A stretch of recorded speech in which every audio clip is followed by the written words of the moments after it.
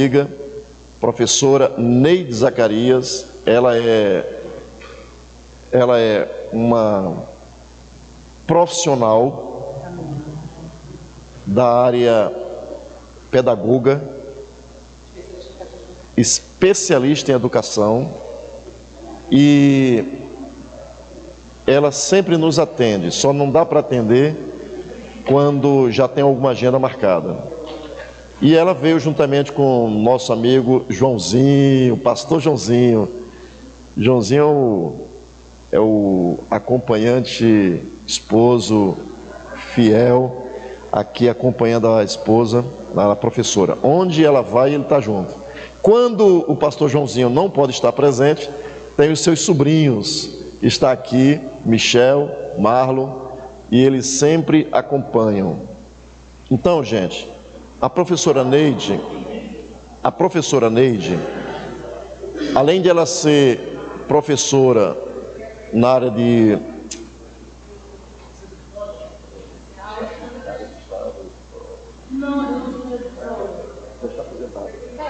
já está aposentada, mas ela palestra em muitos lugares, inclusive fora daqui do Rio, tá? E ela é muito conhecida em várias áreas. Nós precisamos, de uma vez, eu a convidei para ministrar na área de heresiologia, e nós ficamos o dia todo, ela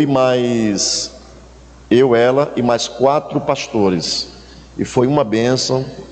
E hoje ela está aqui para compartilhar conosco sobre esse assunto que é muito relevante para quem está na sala de aula, que temos que passar pela sala de aula até chegarmos aonde? Ao púlpito. Tudo começa aonde? Tudo começa aonde, irmãos? Me ajude aí, ó. Tudo começa aonde? Na sala de aula. Se eu e você não temos o contato, ou não passamos por uma sala de aula, nós não temos condições de aprender. E aí viramos aquelas pessoas autônomas, né, nós LED? Aí viramos pessoas autônomas e que aprendemos e ficamos tal qual uma coxa de retalho. E nós não queremos isso, queremos ser o mais preciso possíveis, acreditamos na excelência, e enquanto os irmãos estão chegando, eu estou aqui fazendo aqui sala, para que enquanto os demais chegam, e nós vamos receber então, irmã Neide Zacarias. O espaço é todo seu, fica à vontade. Glória a Deus. A paz do Senhor para todos, uma ótima tarde para todos, amigos. É um prazer, porque eu amo fazer isso. Falar da palavra de Deus é maravilhoso. E quando o pastor se refere ao Joãozinho, é o amor de minha vida inteira, né? João, aquilo que você faz comigo, fica em pé só um minutinho. Até porque vai ter que vir trazer minha Bíblia, que eu esqueci. Vem cá, para trazer, por favor. Faça aqui em cima. Para quem não sabe, esse amor de uma vida inteira, tudo isso Jesus me deu. Olha, fica caprichoso, hein? Tudo bom, amor? Gente, eu amo Via Nova Jerusalém, porque eu vejo um monte de gente amiga de para saber, já todo mundo assim, agarrar. Que delícia. Hoje a gente vai falar sobre um tema que eu amo, porque é a minha vida. Eu, como professor, pastor. Eu gosto de professor primeiro. E para mim é muito digno chamar professor antes de pastor. Não desmerecendo, mas é realmente assim, porque não existe um pastor que realmente não possa ensinar, né? Tudo bom, Naslete? Que delícia te ver. Mas assim, a minha vida inteira tem a ver com a educação. Toda a minha vida. Eu comecei a ensinar aos 12 anos de idade, aos 9 anos na igreja, e aos 12 eu tinha uma escola. Tá pensando o quê? Eu sou uma empreendedora nata. O quê? Sempre fui. Deus me deu uma capacidade de ganhar dinheiro mesmo que não fosse muito, mas eu tinha como me manter. Eu trabalhava com uma escola que eu montei na nossa casa, na casa dos meus pais, na varanda de nossa casa. Um dia eu conto isso para vocês, que a maioria nem fazia ideia disso. Meu pai era marceneiro, meu pai estava desempregado. Eu falei, opa, e agora? Como é que eu vou ter minhas coisas? Aí eu fui fazer uma escola. Ele pediu para ele fazer uma mesa, ele fez mesa, fez banco, ele fez um quadro para mim, comprei giz, e eu anunciei a escola na igreja. As pessoas começaram a trazer criança. Eu fazia, gente, você não tem noção, eu tinha até, a primeira coisa que eu pensei foi no carnezinho do pagamento, né? Porque eu sou visionária. E eu então comecei a fazer. Você sabe que daqui a pouco isso deu tão certo que eu estudava. Então, no horário diferente do meu estudo, eu dava as aulas. E à noite eu dava aula para os adultos da igreja. Os adultos da igreja, senhores e senhoras que não sabiam nem escrever, para casa da minha mãe. Gente, não tinha. O meu método era eu que inventava, a vida toda foi assim. Eu sempre inventei. Então, quando eu 9 anos dava aula de escola dominical na igreja, com 12 eu tinha a minha própria escolinha na casa de meus pais. E vou lhes dizer, casei com o João aos 19 anos. E tudo que levei para o meu enxoval e todo o nosso casamento foi pago com esse dinheiro. Minha mãe era empregada doméstica, ganhava muito pouco, e meu pai estava desempregado e ficou muito doente, 13 anos doente. Então, eu e minha mãe nos sustentamos na casa toda, e eu ainda pude fazer meu enxoval, vestido branco, véu, tudo que vocês imaginarem, flores. Vocês estão entendendo o que eu estou dizendo? Isso secularmente falando, gente. Mas quando eu vou lembrando também agora da igreja, quando aos 9 eu comecei a ensinar na igreja, eu comecei a ensinar na igreja porque a irmã Francisca Ribeiro, uma mulher de Deus, lá no Jardim Gramacho, em Duque de Caxias, ela tinha visão. E eu era aluna dela. E ela começou a me ensinar. Ela dizia, Neide, você tem potencial, deixa eu te ensinar. Eu lá entendi que era potencial, mas ela ia ensinando, ela foi dividindo as aulas comigo. Ela ia dividindo as aulas comigo durante a semana, a gente ia estudando juntos, naquilo ia aprendendo. E ela dizia, você hoje vai falar tal pedaço, ela falava pedaço, não falava tópico, talvez eu não entendesse. E aí eu fui seguindo a Francisca. Resultado, daqui a pouco ela disse, hoje você vai dar aula sozinha. Dei a aula sozinha, e o mais difícil de tudo, com ela assistindo. Por isso eu jamais tive dificuldade de dar aula com pessoas que têm mais conhecimento que eu, porque ela me ensinou desde aquele momento que se eu estudei, se eu me preparei, primeiro, coloco Deus na frente, segundo, se eu estudei, eu sei. Ela dizia para mim, se você estudou, você sabe mais do que eu. Pelo menos em relação a essa lição. Eu achava o máximo ela falando isso, para me motivar, né? E eu ficava me sentindo. E aí era uma benção. Daqui a pouco eu não precisei mais de ninguém comigo, e eu fui embora. E aí eu lembro, quando eu lembro disso, eu fico pensando que acho que é uma coisa que a igreja de hoje se perdeu bastante. Nós não estamos discipulando pessoas para ensinar, para serem professores. E o evangelho, ele é basicamente ensino, queridos. Se não sabem, saibam disso.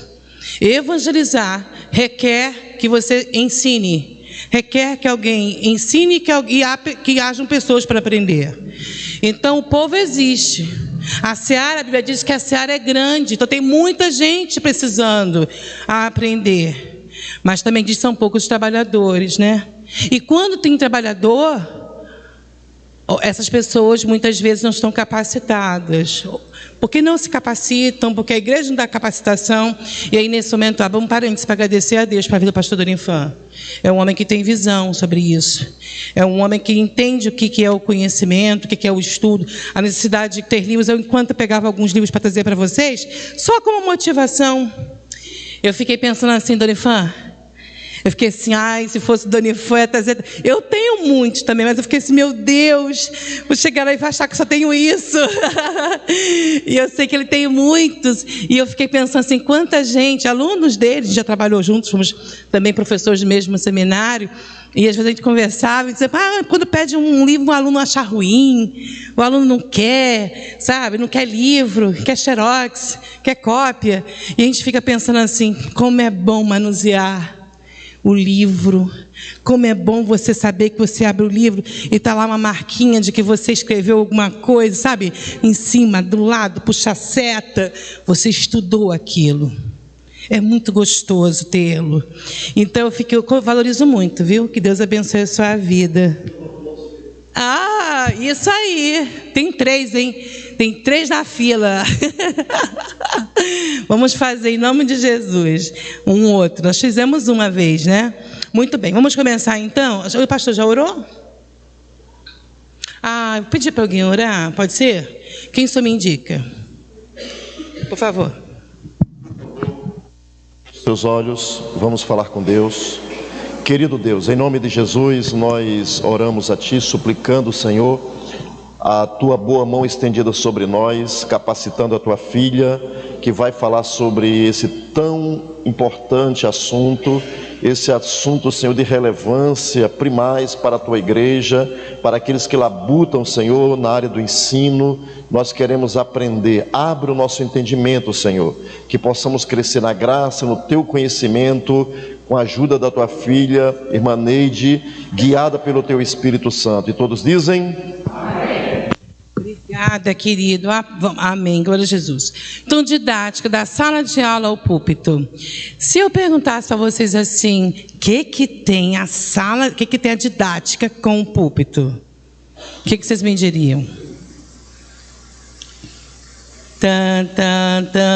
Tem tudo a ver, queridos. Alguém que chega na sala de aula e ele consegue dar uma aula boa, essa pessoa, ela vai ter desenvoltura para pesquisa, ela vai conseguir se desenvolver bastante no linha de raciocínio, ela vai conseguir chamar a atenção dos alunos para aquilo que ela está falando, né? Então, um pregador, se ele também sabe ensinar, ele vai estar com essa preocupação. A diferença maior é que, no caso do evangélico, do servo de Deus, é que o tempo inteiro nós chamamos a atenção não para nós, para quem está falando, tá? A gente chama atenção para a palavra de Deus, para a Bíblia. Eu estava até falando numa igreja semana passada, domingo passado, estava terminando um curso que eu tinha dado numa igreja, na Figueira, em Caxias. Antes de operar, eu tinha começado um curso com eles, e eu fiquei devendo a finalização, e eu fui semana passada. Ah, não sabiam que eu operei? Ah, tem uma coisinha diferente aqui, não tem? Quem não sabe, fica sabendo, tá bom?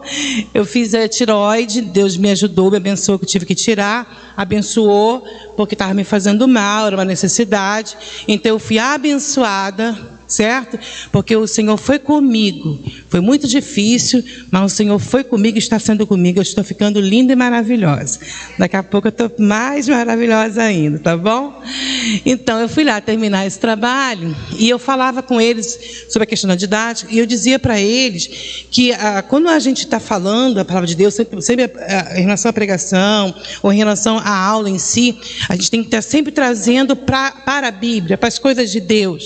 Então, até quando a gente se arruma, no caso a mulher, a gente é vaidosa, tem que tomar cuidado para ver se, por exemplo, nesse momento, se a minha indumentária, ela não está chamando mais atenção, a minha aparência, do que a própria palavra de Deus. Um paletó, uma gravata de um irmão que vai pregar, por exemplo, ele tem que estar atento a esse tipo de coisa. Será que a minha roupa, a roupa que eu vou usar hoje, não está chamando mais atenção do que a própria palavra que eu vou trazer? Sabe, eu estou dando só como exemplo a coisa da vestimenta, mas se a gente para pensar, qualquer coisa nos dispersa.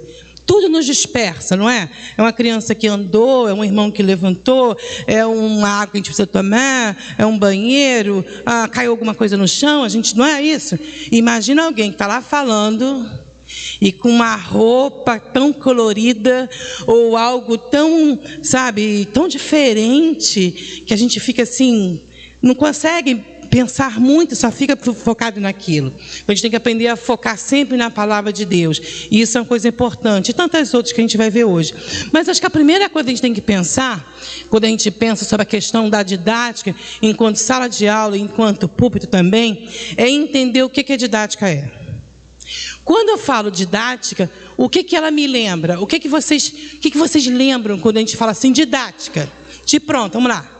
Eu botei uma colinha ali para ajudar vocês, perceberam? Vamos lá. Vai falando aleatoriamente. Pode ser o que... Oi? Lembra de escola? Didática lembra escola? Sim ou não? Mas o quê? Não ouvi. Ai, muito bem, lembra ensino. Mas o quê? A metodologia, tá. Mais alguma coisa? Até olhar os desenhos, até os desenhos ajudam. Ó. A pessoa do professor, a didática me lembra o professor? Sim. Lembra o quê? O aluno. Lembra o local, a escola, vai falar da sala de aula, né? Lembra, por exemplo, o recreio? Lanche? Ah, gente, tem memória afetiva também. Enquanto eu colocava as imagens, eu pensei, não, gente, como eu lembrei da época do lanche. Eu comia comidinha da escola, com a escola estadual, arroz com peixe, macarrão com salsicha, delicioso, na minha época era muito bom. Porque as cozinhas da minha escola em Caxias eram maravilhosas. Verdade. Tinha até temperinho na comida, eu lembro disso. Vocês perceberam o nível de afetividade que eu tive e da minha relação com a didática, até com a alimentação da escola? Ah, não é tô que sou gordinha, desculpa. Tá? Ensinar e aprender, lembra didática, sim ou não? Claro que sim. Mas tem uma coisa principal. Quando eu falo em didática, eu lembro da palavra principal, que é... Ai, pode ser mais forte? Educação. Educação. Quando a gente fala em educação, a gente fala no sentido amplo aqui, tá? Porque quando a gente fala em educação, as pessoas podem pensar assim, aquela educação formal, a gente vai lá para a escola, a gente senta lá na escola, né? Aí vai aprender a ler, escrever. Eu não aprendi a ler e escrever em escola nenhuma, que eu entrei na escola sabendo ler e escrever, sem nunca ninguém ter me ensinado. Um dia minha mãe passou pela sala, estava eu lendo lá, tu tá passando na televisão, eu pequenininha, ela disse, o que aconteceu aqui? O que houve? Eu disse, o que houve o quê? Ela disse, você tá, o que houve ali, que você leu ali? Aí eu falei, isso assim, isso assim, assim. Minha mãe sabia, tinha estudado até a 2ª série primária, e meu pai morreu analfabeto. Meu pai não sabia escrever o nome dele, tinha várias dificuldades, era disléxico, eu tentei muito ensinar meu pai. O pai tentou estudar no Mobral, não conseguia pelas dificuldades que ele tinha de aprendizagem.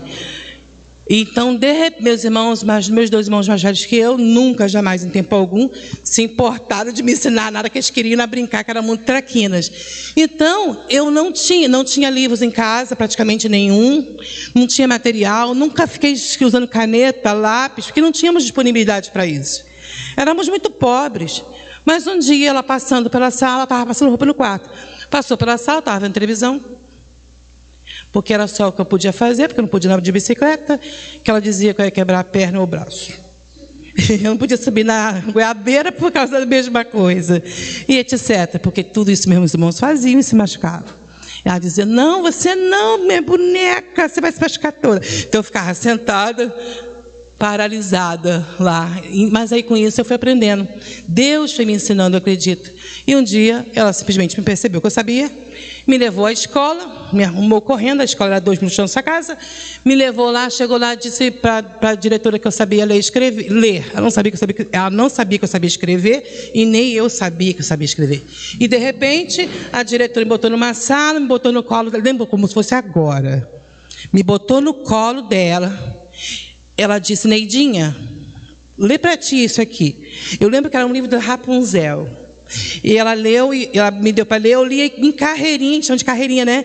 Rapidinho, sabe? Com entonação e tudo, abafo caso, sabe? E eu lendo com vírgula, com tudo, como assim? Dificuldades, R, S, S, Q, U, G, U, L, H, N, H, C, H. Eu li tudo. Depois ela pegou uma 2ª folha, pegou um trabalho da 2ª série da época, tinha lá coisa para escrever, eu escrevi tudo que ela perguntou. E eu nem sabia que eu sabia. Dá glória a Deus? Sabe por quê, queridos?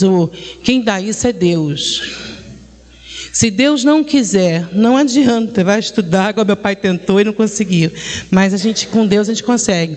Então a educação, ela é um fenômeno ou não é? Ela é um fenômeno, uma coisa assim, muito especial.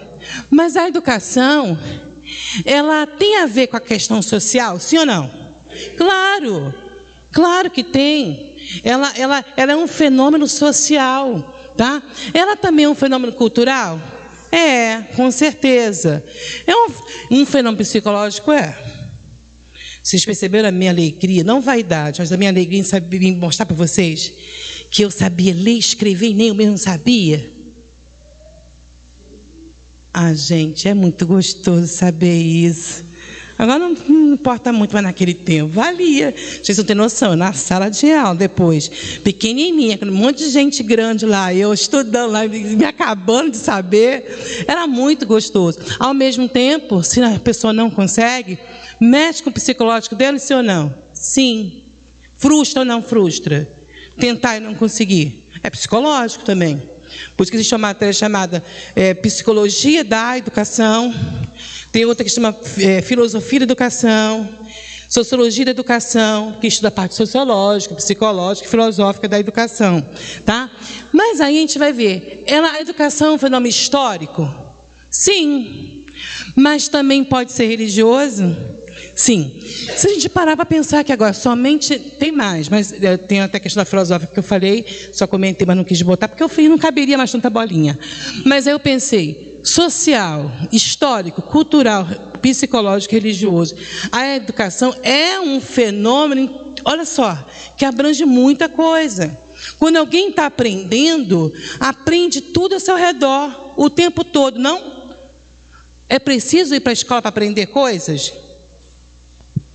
A gente aprende em todo lugar, em todo tempo. Eu vou dar uma falhadinha de garganta de vez em quando por causa da cirurgia, tá? Que eu fiz intubação, aí a intubação machuca um pouquinho. Então o que acontece? Quando alguém sai à rua, aqui tá bonitinho, né? Tá mexendo comigo. Quando a gente sai à rua, tem as questões sociais à nossa volta. Aprende-se ou não com o que a gente vê? Gente, sai aqui da ilha do governador, ali fora, só um pouquinho.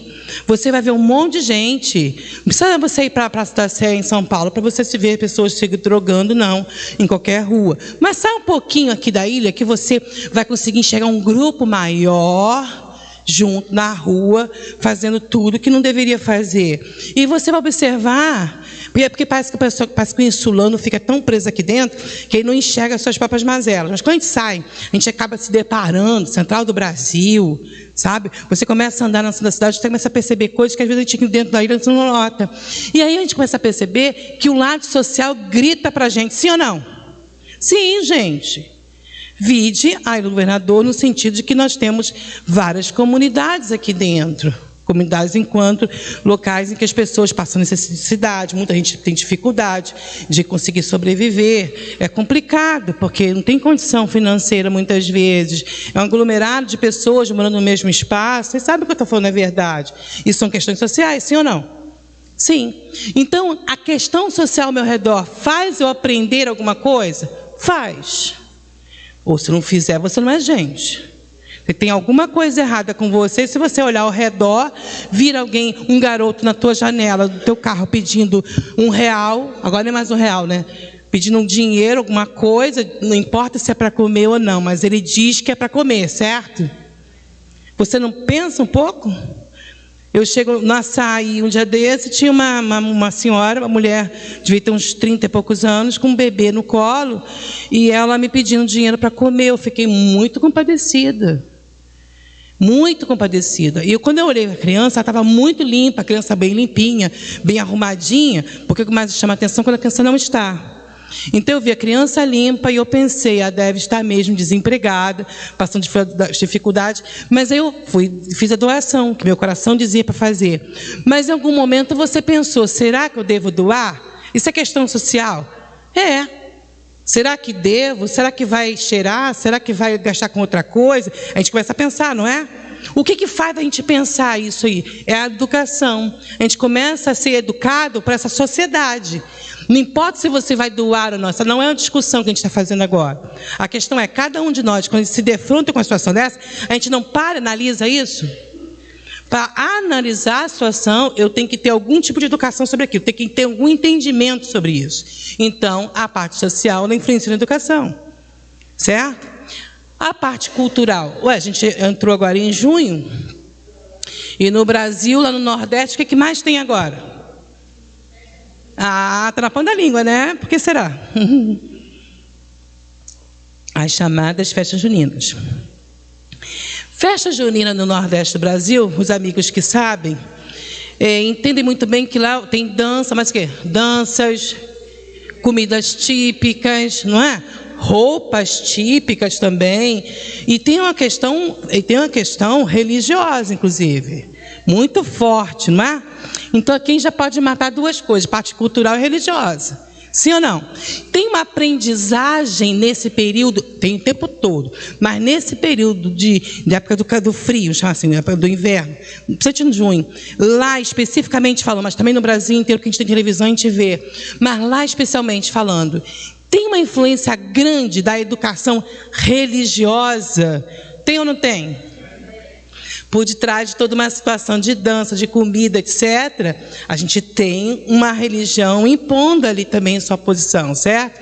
Não estamos falando mal de religião alguma, perceberam? A única coisa que eu fiz foi observar que tem perpassa a ideia, e não há nenhuma observação contrária sobre isso, que fique muito claro. O que eu estou mostrando é que a educação vai aparecer na parte da sociedade. Se a gente quiser enxergar, abrir os olhos, a gente vai ver a educação e vai aprender alguma coisa com as questões culturais ao nosso redor. Quando eu falo isso, eu falo tanto negativamente como positivamente. Leia-se como você quiser, tá bom? Cada um faz a sua leitura. Mas aprendemos ou não aprendemos com o que a gente vê? Com a história do nosso país, a gente não aprendeu ou não aprendeu? Nossos políticos não aprenderam. Infelizmente, nossos políticos não aprenderam. Mas nós seguimos lutando. Nós, o povo brasileiro, que não desiste nunca, nós continuamos tentando acertar, não é? Quem sabe um dia. Mas se vocês observarem, a educação, então, ela é muito importante, sim ou não?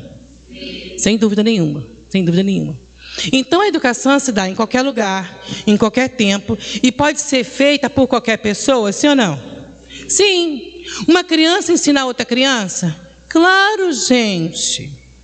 Eu trabalhei tantos anos com o departamento infantil, cansei de ver crianças ensinando para a tia, lições de vida, trazendo experiência da sua vida, contando um testemunho, alguma coisa, interferindo até na aula e ajudando, colaborando. É impressionante como a criança tem coisas para ensinar para a gente.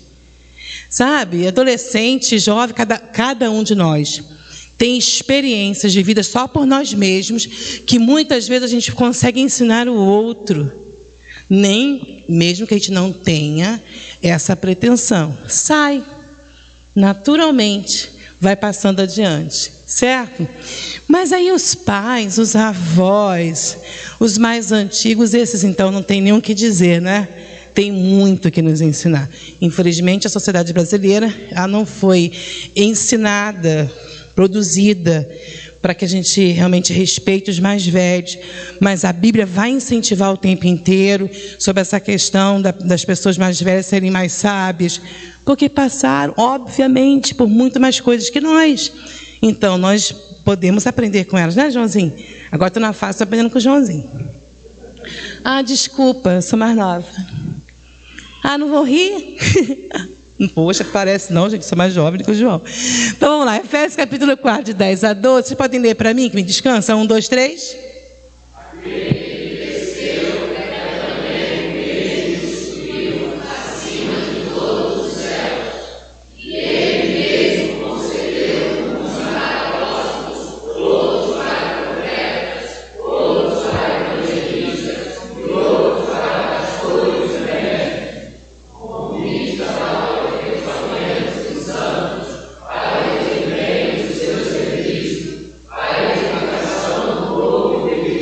Muito bem, nesse texto de Efésios capítulo 4, versículos de 10 a 12, vocês viram que eu coloquei uma reticência ali para casar uma parte com a outra, para deixar vocês entenderem que a segunda parte, que é ele mesmo, estou me referindo a quem? A Jesus, né?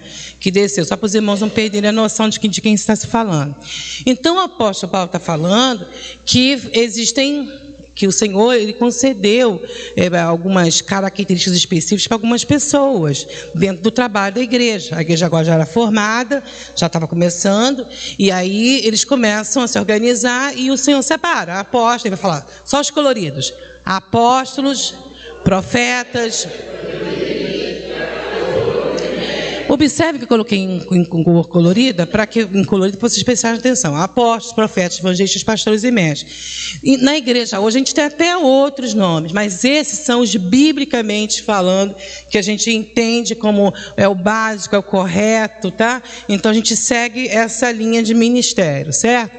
Mas eu queria rapidamente, eu sei que ficou pequititinho, mas depois quem quiser pode tirar fotografia e poder ver melhor, tá?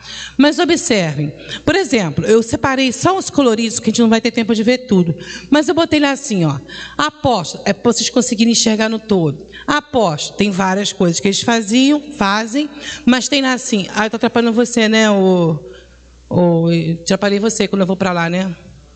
Posso ir? Tá, então vamos lá. Apóstolo, por exemplo, funda igrejas, é aquele que vai ser o pioneiro, tá? Ah, tá, porque os apóstolos hoje ficam dentro da igreja, né? Não, apóstolo não fica dentro de igreja, queridos. Apóstolo vive viajando. É parecido com o missionário, tá bom? Ok, só que é uma coisa assim, ele vai fundar a igreja. É diferente.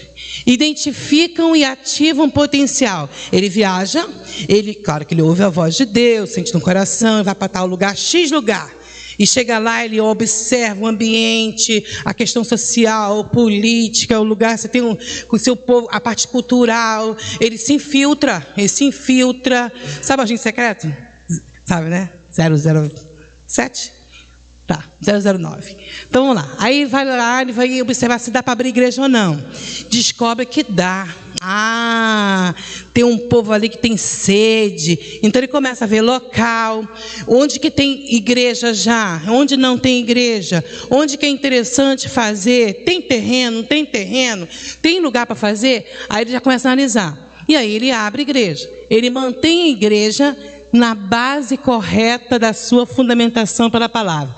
Tem muita coisa, eu reduzi bastante. Então observe, o apóstolo ele vai ser um pioneiro da igreja. Vai analisar o local, depois ele funda a igreja, geralmente ele coloca depois outra pessoa para ficar dirigindo, e ele já vai para outro lugar, ele não fica recebendo a glória. Isso aí que vocês entenderam. Hoje as pessoas ficam querendo receber o nome, o título, a glória, a vantagem. Ele não recebe vantagem nenhuma, a não ser de Deus, que é o mais importante. Ele fundou, ninguém nem lembra o nome do cara. Não vai nem por o livro de ata lá de que fulano iniciou o trabalho. Ninguém nem sabe. Pois é. Mas aí o interessante é que ele mantém a igreja, ele antes de sair e passar a igreja para outra, ele mantém a igreja debaixo de uma base bíblica. Ele vai dar o início, o pontapé inicial com base, guardem esse termo, tá? Com base bíblica. Aí vem os evangelistas, eles vão atuar na parte da sociedade também, vão pregar em qualquer lugar. Gente, evangelista tem uma vontade tão grande de pregar e falar de Jesus, que ele fala em qualquer lugar e para qualquer pessoa. Tem esse negócio de ter medo, não, de arma, não tem medo de nada. Ele vai com fé em Jesus e prega e acabou o assunto. Mas eles levam as pessoas a conhecerem a Cristo. Através de quê? De testemunho. Sabe aquele testemunho? Porque eu também era bandido, porque um dia eu fui preso. Não. O evangelista ele vai pregar Jesus, porque essa parte é muito interessante, mas ela não muda a vida de ninguém. Sabe? O que muda é a Bíblia. É quem levou, ou o que levou aquela pessoa a ter aquele testemunho. Entenderam? O testemunho por si só, ele pode se tornar testemunho. Alguém pode ouvir, até achar chato, ou até achar comovente no máximo, e não faz a menor diferença. Porque não tem poder de transformação. Bíblia tem poder de transformação, a única coisa que pode mudar. Então, o evangelista, ele traz uma palavra para as pessoas conhecerem a Cristo, e fica batendo naquela tecla. O profeta, ele vai se preocupar com a fundamentação bíblica. Ele pode vir, ele pode falar a palavra de Deus por inspiração, mas ele vai para a Bíblia. Inclusive, o profeta de verdade, ele antes de trazer a palavra profética, ele analisa a palavra. Deus dá a palavra para ele, ele analisa a luz da Bíblia, para ver se tem conformidade. Tem conformidade com a Bíblia? Esta palavra vem de Deus. Não tem, não vou nem abrir minha boca, porque não é de Deus. E eu quero ser canal de quê? De bênção. Sim ou não? Mas o que você conhece, essa geração conhece, a maior parte das profecias, os profetas que essa geração conhece, são os de inspiração imediata, ou de imediatista. Tipo, chegou na mente um pensamento, um raciocínio, e já saiu imediatamente falando, sem fazer análise alguma. E na maioria das vezes, não é de Deus. Por quê? Porque tem que se cumprir. Não se cumpriu, não é de Deus. Estão apavorados, né? Não tem tempo, senão vocês iam ficar mais. Pastores, esses alimentam, olha que lindo. Alimentam, eles guiam o rebanho, protegem o rebanho, sabe? Ele pega, ele não machuca o rebanho, porque o pastor tem tanto amor para as ovelhas, que ele as trata com tanto carinho, que ele é capaz de dormir no meio delas. Ele é capaz de comer com elas. Ele é capaz de passar mais tempo da sua vida com elas do que com sua própria família. Sabiam disso? Porque ele quer protegê-las do mal. Então, o que ele tem de armamento mais importante? Porque ele não quer o mal das suas ovelhas, é a Bíblia Sagrada. Então ele ensina, ele mostra o caminho, e ele persiste em fazer isso, nem que ele deixe a sua própria vida de lado. Pessoal, vamos ter os mestres ou doutores. Estes, é óbvio, de cara a gente já entende que toda a sua fundamentação da sua vida inteira, ela vai ter base bíblica. Porque o nome já fala, ele é mestre, é professor, ele vai ter essa preocupação maior sobre isso. Mas o que a gente observou em todos os 5, nos ministérios principais, que a gente leu agora há pouco em Efésios? Todos têm a ver com Bíblia, sim ou não? Sim. Todos estão envolvidos diretamente com a palavra de Deus, sim ou não? Tá, muito bem. Agora, qual deles é o que mais se preocupa e é o que mais é chamado para ficar lá debruçado sobre a Bíblia? É o mestre, o professor. Nem todo pastor é professor. E nem todo professor vai ser pastor. Mas todo pastor, ele deve se esforçar para ser um professor. E todos os outros. Todos os apóstolos deveriam se preocupar muito com o ensino. Vocês entenderam agora o que eu quero dizer? Todos os outros 4, o professor, o doutor, o mestre, é obrigatório que ele viva isso da palavra. Mas os outros precisam persistir nisso, ainda que não tenham chamada para oratória muito bem feita, sabe? Para aquela coisa de ensinar com metodologias, mas ele se esforça, porque ele tem que ir para a Bíblia. Ele sabe que nada vai acontecer na casa de Deus, nada vai acontecer aqui dentro, queridos, se quem estiver dirigindo, quem estiver sendo o apóstolo, quem está sendo o evangelista, o profeta, o pastor, se ele não se empenhar na Bíblia. Vocês acham que isso aqui vai encher de gente? Vai ter gente aqui, tanta gente que vai ter que fazer outro prédio se o pastor não persistir em ensinar. Não, vai minguar. Quando falta o ensino na igreja, a igreja mingua. Começa a diminuir o povo. É diferente do que se pensa. Os irmãos acham que se não se ensina, o povo se assusta e o povo vai embora. Não, queridos. Ao contrário, o povo se educa e fica. Sente dor de parto muitas vezes, porque a palavra, ela é uma lança, ela é uma espada, como a Bíblia mesmo chama, de 2 gumes, que corta lá e corta cá, corta na entrada e corta na saída, causa dor e sofrimento, e esse é o objetivo dela. Mas eu vou lhes dizer uma coisa, ela muda as vidas. Diga, muda as vidas. Todo conhecimento, toda aprendizagem, toda educação tem um objetivo especial, que é mudança de vida. Uma criança, quando aprende a ler e escrever, isso muda a vida dela, sim ou não? Quando aprende a contar 1 mais 1 e se entende que isso faz 2 e faz 2 unidades, isso muda a vida dela ou não? Mas imagina quando alguém diz para ela que Jesus Cristo é o Filho de Deus, que veio ao mundo, nasceu como um homem, como uma criança comum, e ele se cria e levanta-se como um homem grandioso na terra, pregando a palavra de Deus, ainda que em aparência ele não tenha nada que chamasse atenção. E esse homem é usado por Deus, seja o próprio Deus encarnado. E as almas, as pessoas quando vêm a Ele, recebem cura para os seus corpos físicos, mas as suas almas nunca mais são as mesmas. Isso muda a vida? É lógico que muda a vida. Eu conheci Jesus aos 5 anos de idade, sozinha, numa situação muito difícil na casa de minha mãe. Não posso jamais contar para vocês, porque é um submundo. E naquela situação que nós estávamos, minha mãe chorando muito no quarto, e eu na sala comecei a chorar, eu pedi Papai do Céu. Nunca tinha ouvido uma mensagem, nunca tinha ouvido alguém, nunca tinha visto uma Bíblia, nunca ninguém me levou para nenhum tipo de igreja, nunca tinha ouvido uma prece, uma oração, uma reza. E eu lembro como se fosse agora que eu me ajoelhei no chão, e eu de repente comecei a chorar, disse: Papai do Céu, me ajuda. E eu senti quando que era uma tarde chuvosa, o mundo todo parecia que parou em direção a mim, e era mesmo tudo escuro, porque estava uma tarde todo nublado, mas era uma ação demoníaca terrível que estávamos passando ali, eu e ela, numa situação de morte iminente.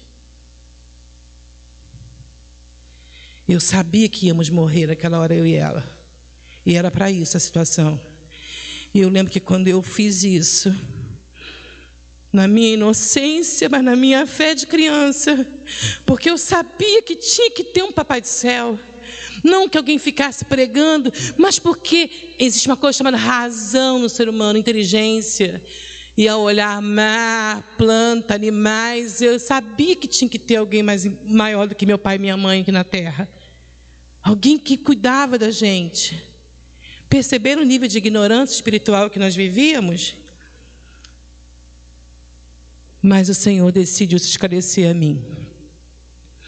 E eu ouvi uma voz, eu vi uma luz que entrou na nossa sala, e aquela luz me fazia ser menor do que eu era, mas me aquecia, me aconchegava.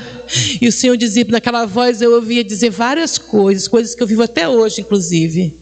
Bênçãos que até hoje eu vivo delas. E entre elas o Senhor dizia para mim que eu saísse com a minha mãe e que nada de mal ia nos acontecer, porque Ele ia nos proteger. Levantei, peguei a mão da minha mãe: vamos sair, mamãe. Ela dizia: não, vamos morrer, as janelas já estão todas quebradas e não tem como, a gente não tem como sair daquela situação. Eu disse: vamos sair. Papai do Céu disse que a gente pode sair. E saímos juntas, eu segurei a mão da mamãe e nós andamos quase 2 quilômetros a pé, e a situação, a turba, a situação vinha por trás de nós, com pedras, com vidro e com facas, etc., para nos matar. E nós íamos, eu dizia: não, olha para trás, olha para frente. E nós íamos até que chegamos a um lugar seguro, e o Senhor nos guardou em todo o caminho, e nada de mal nos aconteceu. Desde aquele dia, que tinha 5 anos de idade, hoje tenho 54, nunca mais eu quis esquecer desse dia, porque eu sabia que foi um marco da minha vida, do encontro que eu tive com Jesus. Queridos, e quando eu entendi isso, mudou a minha vida em todos os sentidos, e porque eu aprendi literalmente, eu fui educada literalmente naquele momento pelo Senhor. Mas há horas em que a gente não passa por situações assim, mas precisamos ter um outro tipo de educação, mas precisei depois sentar para ouvir sobre esse Jesus melhor. E a gente vai aprendendo, igual na escola, né?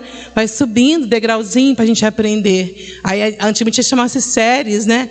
Íamos de série em série para aprender. E é assim. Então, qual é o propósito do ensino bíblico? É preservar a verdade. Que verdade é essa? A verdade do Senhor, a verdade bíblica. E produzir o quê? Santidade. Digam, preservar a verdade e produzir santidade. tem que preservar a verdade. Quando a gente ensina, a palavra de Deus, a gente tem que estar preocupado em manter a verdade de Cristo no coração das pessoas e produzir nessas pessoas, assim, níveis de santidade. De pouco em pouco a pessoa vai crescendo, vai aprendendo, vai crescendo. Mas o crente tem uma coisa bonita que o João sempre me ensinou há muitos anos atrás, que o crente tem que aprender a subir descendo as escadas da humilhação. Lembro que o João me falou isso uma vez, eu achei tão lindo isso. A gente tem que aprender isso. Você sobe descendo as escadas da humilhação, aprende dia a dia, tendo experiências com o Senhor, vivendo dia a dia assim.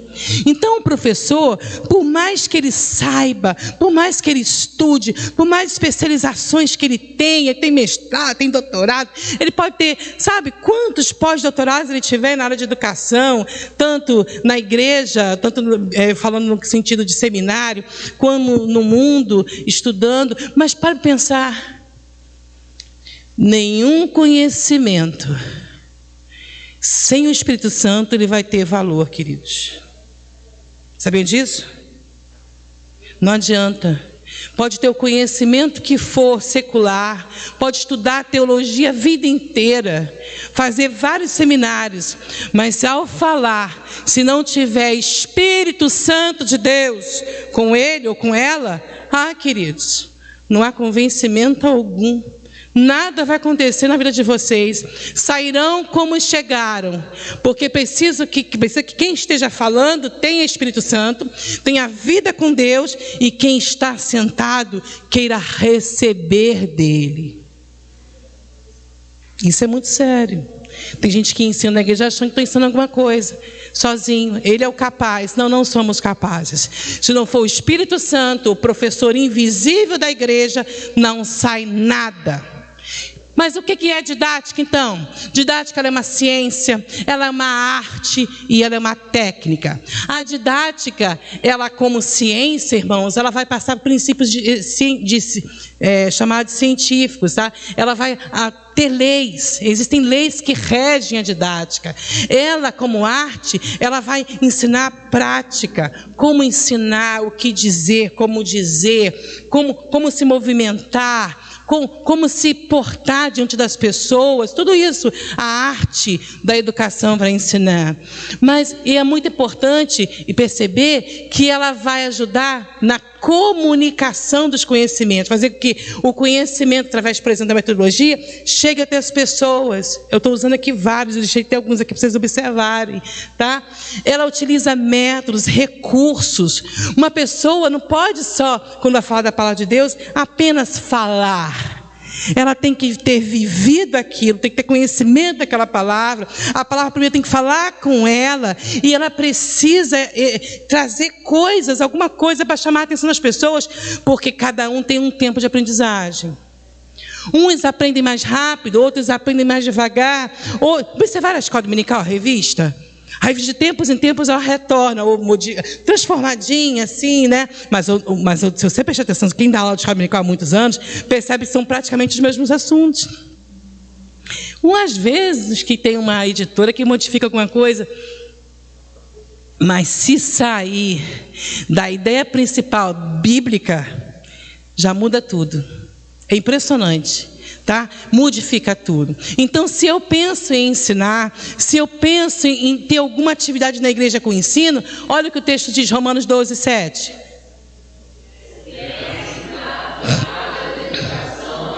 Tem que ter dedicação. Se você fizer de qualquer jeito, vai sair bem feito? Não. E não adianta eu querer fazer aqui um exemplo como um arroz ou como um bolo. Pelo amor de Deus. Não tem como a gente... Eu sei que quanto mais a gente faz o arroz, melhor a gente faz. Só que, e o gosto? Porque eu, por exemplo... O que é um arroz bom para vocês? Que eu não vi. Para você é bom ele temperado e soltinho. Alguém falou outra coisa? Quantos gostam de arroz soltinho? Levanta a mão. Eu não gosto de arroz soltinho, e não me convide para comer seu arroz soltinho. E aí? Cada um tem um gosto. Eu gosto de arroz branco, muito molinho, e gosto apenas com alho e sal. E agora? Vou comer na sua casa dois pinguinhos lá para disfarçar. Se desse para ser feijão com farinha, acharia melhor. Não, é sério. É verdade isso. Lá em casa é assim. Mas eu sei fazer o arroz soltinho? Sei. Se algum de vocês for comer lá em casa, eu vou fazer o tal do arroz soltinho. Vou até comprar uma outra marca. Mas quando é para mim, para o João, queridos, é o arroz branco, bem molinho, bem agarradinho. Não é porque eu não sei fazer, é porque eu gosto. Agora, quando eu falo de Bíblia, palavra de Deus, pode ser assim? Tem gostos? Não. Ela é Bíblia, palavra de Deus, soberana. Ela é o que é, acabou. Gostou, gostou. Se não gostou, vai ter que tomar de novo essa mamadeirinha. E se não gostar, vai continuar tomando mamadeira. Tem crente que dá mamadeira a vida inteira na igreja e não cresce nunca. Mas tem que ter professor na igreja para continuar tendo paciência e continuar dando a mamadeira. Essa parte do pastoral é difícil, né, amigo? É difícil, mas tem um monte de gente querendo lugar, mas não tem ideia do que é isso. Ninguém tem ideia, só quem vive isso. Eu passei já 2 minutos. Deixa eu só dar uma fechadinha, posso só me situar, ficar melhor para mim. Se eu parar para pensar nisso tudo, eu acabei de falar aqui um monte de coisa sobre didática, aí vocês estão pensando que isso tem a ver com púlpito. Sim, vamos pensar sobre isso. Pregação é o mesmo que ensino, sim ou não? Eu já botei de propósito, não, de diferente, para vocês saberem. Gente, o final do nosso trabalho será disponibilizado para vocês pelo Zap, tá? Pelo telefone de vocês, toda a apostila igualzinha está ali, tá bom? Depois, acho que não sei se é o Otto vai passar, mas já mandei para aí desde ontem. Tá bom assim? Então os irmãos vão ter, não se preocupem com isso. Então, olha só, pregação é diferente de ensino, sim ou não? Digam. É diferente. Oi?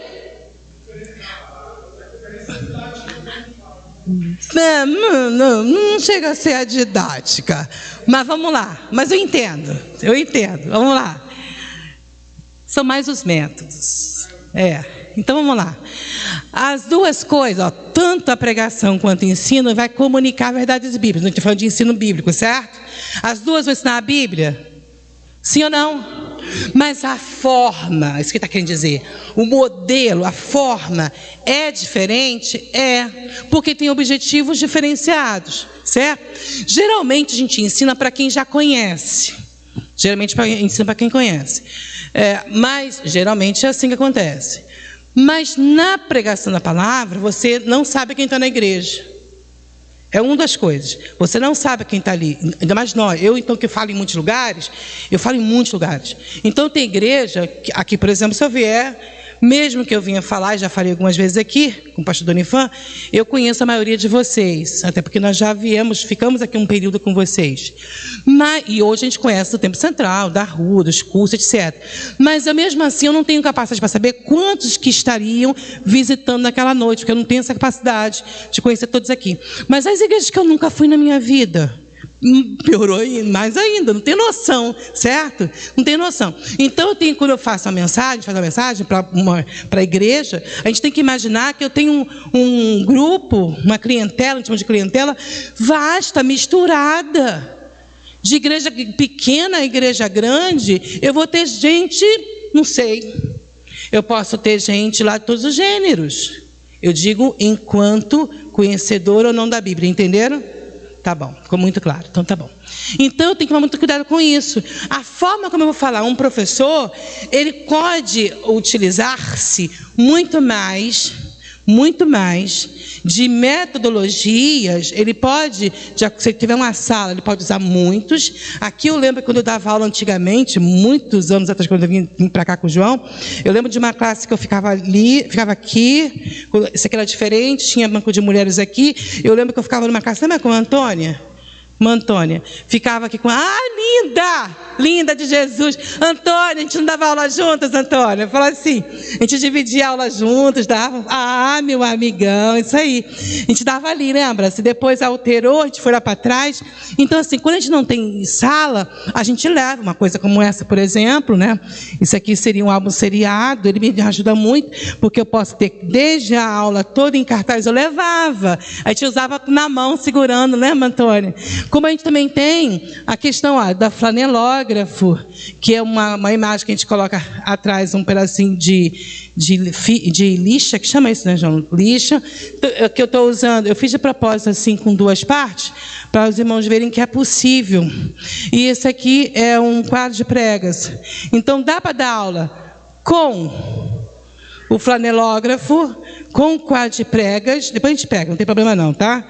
E com aqui o álbum seriado. Perceberam que eu fiz à mão a lição toda, porque vai que eu só consigo fazer à mão. Ai, irmã Neide, dá um trabalho, dá, mas tudo que é papo de dente tem que fazer o melhor. Se lá na escola comum, quando eu trabalhava em escola, eu fazia o meu melhor, imagina na casa de Deus. E se na casa de Deus o meu melhor é escrever com um quadro de uma folha de papel 40 quilos, de caneta, esse é o meu melhor, o máximo que eu posso fazer, é o meu melhor. Se eu posso fazer isso, tudo no computador e também colar palavra a palavra, praticamente, é um trabalhão, mas é o meu melhor, sabe? E se eu não tenho nada disso, eu tenho um flanelógrafo e tenho aqui, depois eu pego, daqui a pouco a gente pega. Obrigada, tá, amor? Depois a gente pega. E eu tenho, é só mesmo para mostrar para os irmãos, e eu tenho aqui um quadro de pregas, eu vou ficar sem aula por causa disso, porque eu não tenho material de visual, televisão? Não, digam não. Não, mas de repente eu não tenho nada disso, mas eu posso levar para a sala ou para a minha classe lá, eu posso chegar aqui e mostrar para vocês, olha, um mapa, não daqui de cima, mas eu posso, dando aula aí embaixo, eu posso levar, sim ou não? Ah, gente, tem tanta coisa que a gente pode fazer e a gente não faz, muitas vezes por relaxamento. Desculpem se não gostaram, mas às vezes é falta de conhecimento, às vezes é relaxamento. Diga um relaxamento. Deus, tem uma dor no meu coração. Pergaminho. Eu tinha a cola tinha sujado e rasgado um pedacinho. O que eu fiz? Eu tentei envelhecer para fingir que era velho, porque eu errei. Mas achei que no final ficou melhor. Gente, o João trouxe o serviço dele, cabo de vassoura. Eu pedi para ele comprar um negócio. Ele foi e trouxe o serviço, 2 cabos de vassoura. Ele cortou e eu fiz para mostrar lá na igreja onde eu fui que é possível fazer com coisas que a gente tem em casa. Sabe? Eu quis mostrar que isso aqui era o quê? Aquele pergaminho antigo. Gente, sabe como é que eram lidos os textos? Eram assim. Os textos antigos eram todos assim, arrumadinhos. E outra, hein? Não tinha inscrição por fora. Eles tinham que ficar procurando, ficavam lá um tempão procurando. Ah, eu quero pergaminho tal de Isaías, capítulo 50. Tinha que se matar para procurar. Eu quero dizer para vocês, terminando agora, que nós podemos fazer em sala de aula muita coisa. Na igreja, na pregação, você até não pode usar tudo isso aqui. Mas hoje a maioria das igrejas tem data show, tem televisores, prefiro 1000 vezes televisores, mas data show me funciona. Oi? Abafa, smart. Michel vai pensando aí, entendeu? Smart. Pois é. Aí quando eu vou nas igrejas, eu faço questão absoluta. Eu digo, a igreja, a pessoa, aí eu falo assim, irmão, irmã Neide, eu dar uma palestra, sim. Aí eu falo, o que a senhora pede? Aí eu sei que está falando de dinheiro. Eu entendo, não sou boba. Aí eu falo, como assim? Não, porque todo mundo... Não, dinheiro, não peço dinheiro, não preciso de dinheiro. Jesus tem que cuidar de mim, não precisa de dinheiro não. Aí a pessoa, mas então, eu fizer o quê? Aí a pessoa, eu falo, uma televisão... Sua igreja tem data show? Não. A sua igreja tem multimídia? Não. Eu falei, tá bom. Uma mesa em cima do púlpito com uma televisão com HDMI. Ficam apavorados, porque eles preferiam que eu pedisse dinheiro para a igreja deles. Era mais fácil. Olha a linha de raciocínio. Era mais fácil para eles colocar, depositar fazer um pix para a Neide. Gente, me desculpem, eu acho pavoroso uma coisa dessa. Do que uma televisão, que é o que eu acho que é o que melhor vai me ajudar para trabalhar, a pessoa vai aprender, vai fixar muito mais. Gente, para pensar nisso, eles acham e ficam chateados, alguns até desmarcam, porque eu pedi uma mesa em cima do púlpito, isso sem falar os pastores que acham que é pecado. Então, assim, o que é diferente entre a pregação e ensino é a questão de como vai se fazer, tá? E os tipos de materiais, recursos que serão utilizados. Vamos parar agora, são 16 horas e 1 minuto. Alguém está contando o tempo? Tá bom? Pode ser? O que você faz agora? Eu passo para você? Irmãos, olha, são 4 e 1. 4 e 11 eu começo a falar, você estando aqui ou não, tá bom? Porque o respeito que você tem que ter não é por mim, é pela palavra de Deus, tá legal? Então, a partir de agora, vocês podem sair, banheiro, você quer água, fiquem à vontade. Então, quando for 4 e 12, eu estou aqui.